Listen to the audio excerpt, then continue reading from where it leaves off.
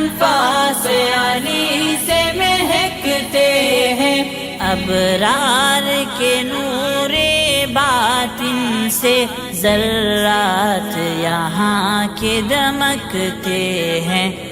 درد و دل کے مالک اس اللہ والے کی تمنائیں پوری ہوئی جس کو قوم کی اخلاقی پستی، معاشرتی بربادی اور دینی تعلیم کے فقدان میں بڑھتے ارتکاز نے ایک خواب زری دیکھنے پر مجبور کر دیا تھا۔ گویا گوہر شناس 1947 کے بعد سے ملک کے بدلتے حالات، مسلمانوں کی دینی اقدار کی مستحکم بنیادوں کا متزلزل اور اخلاقیات کی زوال پذیری سے قوم کے مستقبل کو اپنی دورس نگاہوں سے بھانپ چکا تھا۔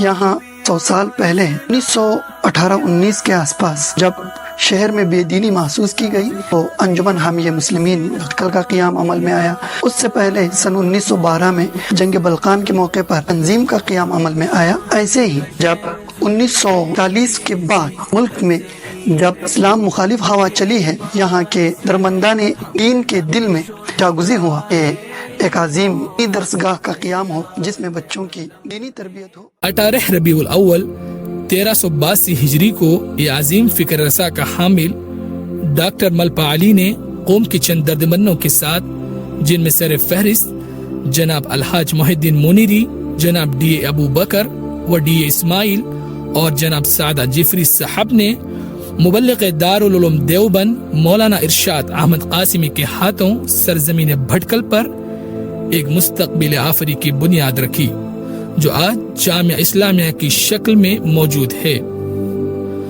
جامعہ کا نصاب تعلیم ارباب جامعہ نے ابتدائی سے مشہور بین الاقوامی دینی تعلیمی ادارہ دارالعلوم ندوۃ العلماء لکھنؤ کے منہج تعلیم کو اختیار کیا ہوا ہے۔ یہاں بیک وقت دینی علوم و عصری علوم کے ساتھ ساتھ ریاستی زبان کنڑی وغیرہ کی تعلیم بھی دی جاتی ہے۔ جامعہ میں عالمیت کے نصاب کو 2 مرحلوں میں تقسیم کیا گیا ہے۔ پہلا مرحلہ مکتب کا ہے جو درجہ اطفال سے لے کر 5 مکتب تک 7 سالہ تعلیمی کورس ہے، جس کے لیے مختلف مکاتب قائم کیے گئے ہیں، جس میں مکتب چوک بازار، مکتب نوائد کالونی، مکتب کارگدے، مکتب بدریہ شامل ہے۔ اس کے بعد عربی درجات کے آغاز کے لیے شعبہ ثانویہ ہے، جس میں اول عربی سے لے کر 4 عربی تک کی تعلیم ہوتی ہے۔ اس کے بعد عالیہ درجات کا آغاز شروع ہوتا ہے، جس میں 5 عربی سے لے کر عالیہ رابعہ تک کی تعلیم ہوتی ہے۔ اس طرح ابتدا سے عالمیت مکمل 15 سالہ کورس ہے۔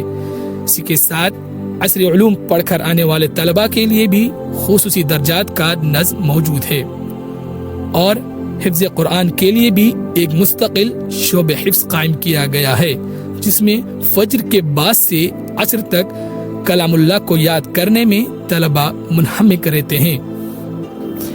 جامعہ کا کتب خانہ کیفیت و کمیت میں بعض اہم اور نایاب کتب کے ذخیرے کی وجہ سے پورے جنوب ہند کا ایک اہم کتب خانہ سمجھا جاتا ہے۔ یہاں ہر قسم کی کتابوں کے ساتھ ساتھ خصوصیت سے فقہ شافعی میں مراجع کی حیثیت رکھنے والی نادر و نایاب کتابوں کے ذخیرے بھی موجود ہیں۔ 30,000 سے زائد کتابوں کے علاوہ ہر ماہ مختلف زبانوں میں شائع ہونے والی ملکی و غیر ملکی اخبارات و جرائد بھی یہاں دستیاب ہیں۔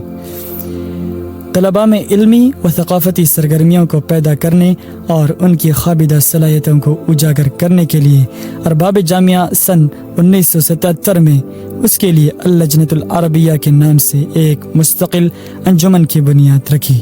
یہ انجمن محتمیم جامعہ کی سرپرستی اور مشرف استاد کی نگرانی میں خود طلباء چلاتے ہیں، جس کے تحت ہر قسم کے پروگرامات کے علاوہ حالات حاضرہ کے موضوعات پر مذاکرے بھی ہوتے ہیں۔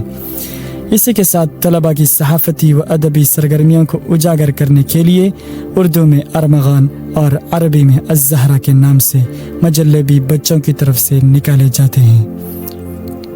اسی طرح جامعہ کا ترجمان ارمغان حجاز بھی اپنی ایک منفرد حیثیت رکھتا ہے۔ سن 1426 ہجری تعلیمی سال کے آغاز سے تخصص فی الفقہ الشافعی کے نام سے ایک درجے کا افتتاح کیا گیا، جس میں طلباء فقہ شافعی میں مہارت حاصل کرتے ہیں اور فقہی مسائل کے لیے دارالافتاء کی طرف رجوع کرتے ہیں۔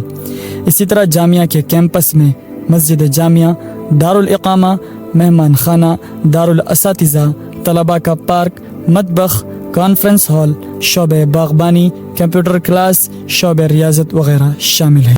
الحمدللہ اس ادارے کے قیام کے اثرات شہر و آس پاس میں دور دور تک محسوس کیے گئے۔ بڑی حد تک بدعات و خرافات اور شرکیہ رسم و رواج کا خاتمہ ہوا۔ توحید خالص کی حقیقت سے عوام روشناس ہوئی، علم کی اہمیت بڑھی، تعلیمی رجحان میں اضافہ ہوا۔ ہزاروں کے قریب تشنگان علم نے یہاں سے عالمیت کی تکمیل کی۔ تقریباً 800 سے زائد حفاظ نے یہاں سے فراغت حاصل کی۔ اس کے متعدد فرزندان نے مختلف دینی و علمی موضوعات پر اپنی تحقیقی تصنیفات کے ذریعے ملک و بیرون ملک جامعہ کا نام روشن کیا۔ شہر و آس پاس میں قضات، خطابت اور دیگر دینی مناصب پر فائز رہ کر اس کے فارغین معاشرے کی دینی ضروریات کی تکمیل کے لیے پرعزم ہیں۔ اس کے فضلاء نے مختلف دینی مدارس و مکاتب کے قیام کے ذریعے جامعہ کو اپنے حصول مقصد میں غیر معمولی تقویت بخشی۔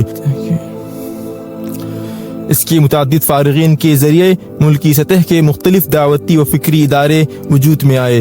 جامعہ کی خصوصیت اس لحاظ سے بھی بڑی ہوئی ہے کہ یہاں مکتب سے عالمیت تک 90% مقامی طلبہ ہیں۔ صرف بھٹکل سے تعلق رکھنے والے 1500 سے زائد علماء نے یہاں سے کسب فیض کیا ہے۔ بر صغیر میں اسے شافعی مسلک کا سب سے بڑا مرکز سمجھا جاتا ہے۔